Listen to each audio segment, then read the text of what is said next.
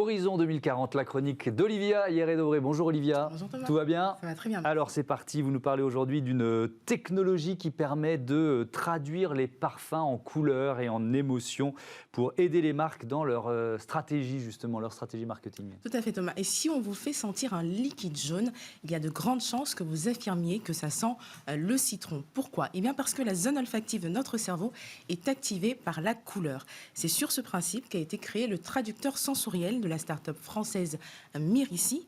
C'est une intelligence artificielle qui analyse une odeur et l'associe à une couleur qui sera pertinente pour le consommateur. En effet, définir la couleur qui correspond le mieux à l'identité d'un produit ou d'une marque, ça permet de concevoir des packagings adaptés qui vont pousser le consommateur à l'achat. Alors donc je le disais en amorce, ces couleurs, elles sont également traduites en émotions.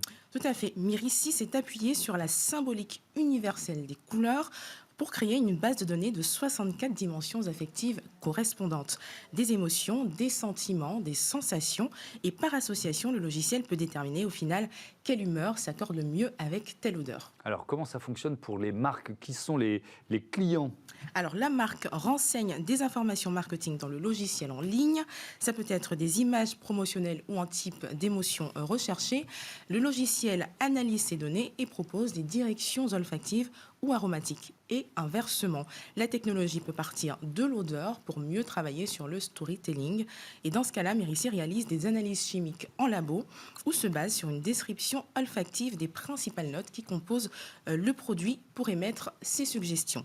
La start-up a déjà aidé une vingtaine de marques à concevoir des packagings adaptés et elle vient d'être rachetée par l'entreprise suisse Givaudan, numéro 1 mondial des arômes et parfums. Je ne sais pas si on dit Givaudan ou Givaudan. Ah bah écoutez, on dit Givaudan. Givaudan. Eh ben voilà, c'est décidé, ça s'appelle Givaudan. Avec quelle part de recherche scientifique pour arriver à ça? Il a fallu 10 années de recherche à Muriel Jacot, la créatrice.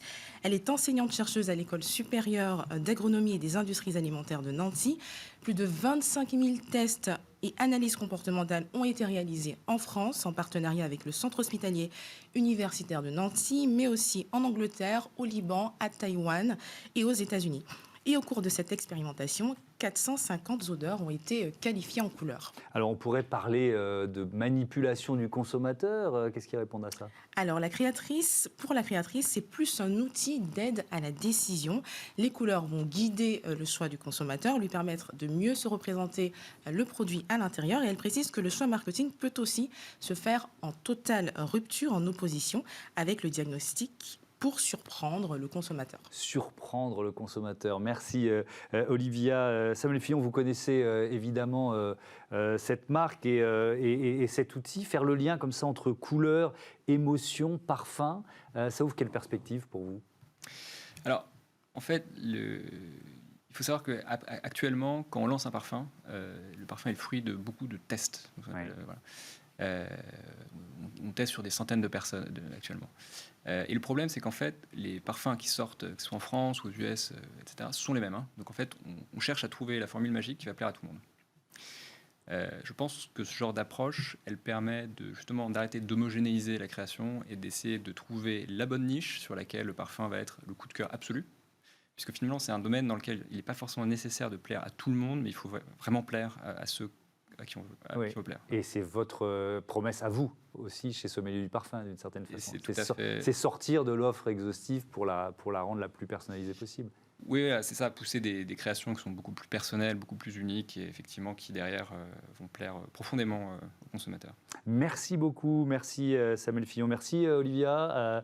À la semaine prochaine pour une autre chronique évidemment dans Smart Future. On passe à Smart Money, on a évoqué l'intelligence artificielle, on va élargir à tout le secteur. C'est quoi aujourd'hui le marché de l'intelligence artificielle ?